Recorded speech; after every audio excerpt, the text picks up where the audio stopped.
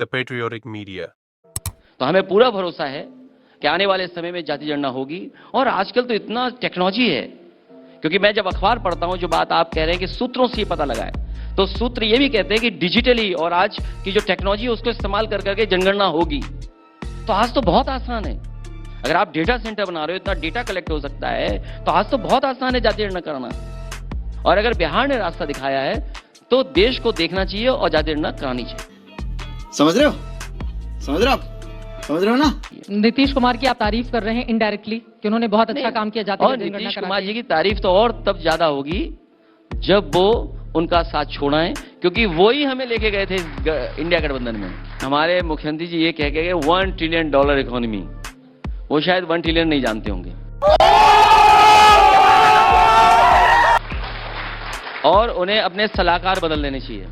मैंने सदन में भी कहा था कि जो उनके सलाहकार हैं उन्हें सलाहकार बदलना चाहिए, क्योंकि उस ग्रोथ रेट के लिए आपको बहुत कुछ करना पड़ेगा। आपने एग्रीकल्चर सेक्टर में क्या किया है, आपने और जो निवेश लाने के बड़े बड़े सपने दिखाए थे वो क्या किए आपने। और फिर सबसे बड़ी बात है, जो उत्तर प्रदेश जो आज 25 करोड़ का सरकार बोल रही है, आपने कितनों को नौकरी रोजगार दिए। मान लीजिए हम उदाहरण ले लें पुलिस भर्ती के। अगर पुलिस भर्ती का जो पेपर हुआ तो लगभग 30% नौजवान परीक्षा ही नहीं दे पाए। सोचिए आप, 30% नौजवान परीक्षा नहीं दे पाया। और फिर इसी प्रदेश ने सबसे ज्यादा पेपर आउट देखे, पेपर लीक देखे। और उत्तर प्रदेश में नौकरी कहां है, रोजगार कहां है? उसके लिए सरकार क्या कर रही है? उसके डेटा क्यों छिपा रही है सरकार? 2022 में भी किसानों की बात, रोजगार की बात, महिला सम्मान की बात लगातार आप लोगों की ओर से की गई। उसके बावजूद अगर बीजेपी 270 से ज्यादा हासिल कर लेती है, कमी कहां पर रह जाती है? कि उनकी बातों पर ऐसा लगता है, विधानसभा की मैं बात कर रही हूं, कि जनता प्रदेश की ज्यादा भरोसा करती है। जहां तक उत्तर प्रदेश का सवाल है, बीजेपी हारी है और ये बीजेपी की सरकार नहीं है। उत्तर प्रदेश के लोग जान रहे हैं कि सरकार उन्होंने बनाई, लेकिन सरकार ने उत्तर प्रदेश को दिया नहीं कुछ। आज बीजेपी की सरकार नहीं है, गठबंधन की सरकार है। और यूपी ने ही सरकार बनवाई हमेशा बीजेपी की। और ऊपर से उत्तर प्रदेश को क्या मिला?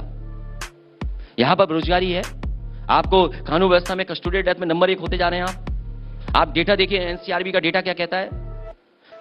डेटा भी गलत बोलेगा क्या? ये तो सरकार का दिया हुआ डेटा है, हमारा डेटा नहीं है ये। जब आप अपराध की बात करते हैं तो एक उंगली आपकी ओर भी उठती है, और वो सवाल इस बात को लेकर पूछा जाता है। हाल ही में हमने देखे, चाहे कन्नौज हो, अयोध्या हो, या बाकी कुछ ऐसे मामले सामने आए जहां पर समाजवादी पार्टी के नेताओं से डायरेक्ट या इनडायरेक्ट लिंक जुड़ा अपराध का, और उसको लेकर बीजेपी लगातार आप लोगों को कटघरे में खड़ा करती रही। Not bad, not bad. Now you. अभी आपने डीएनए टेस्ट की भी मांग कर दी थी, वो रिपोर्ट भी आ गई। अभी जिला अधिकारी के आवास में डेड बॉडी मिली है। क्या जिलाधिकारी ने हत्या कराई है? जिलाधिकारी के आवास में 8 फीट गड्ढा खोद दिया गया, 8 फीट गड्ढा, उसमें दफना दिया गया। और जहां तक डीएनए का सवाल था, मैंने मांगा था डीएनए की मांग फैजाबाद अयोध्या को लेकर के। अब तो आ गया डीएनए, हाईकोर्ट का वेट करेंगे, फैसला जो भी आएगा वो सामने होगी बात। हम बस उन बातों को रोशनी में ला रहे हैं जिन्हें अंधेरे में रखे जाने की कोशिश पूरी हो चुकी है। मैं ऐसा कुछ नहीं कहूंगा, मैं कहूंगा आपसे खतरनाक इस देश के लिए कोई हो नहीं सकता। इन बहसों की डिजाइन देखिए, आपको हमेशा एक पक्ष का ही पलड़ा भारी दिखेगा और उसी का नियंत्रण भी।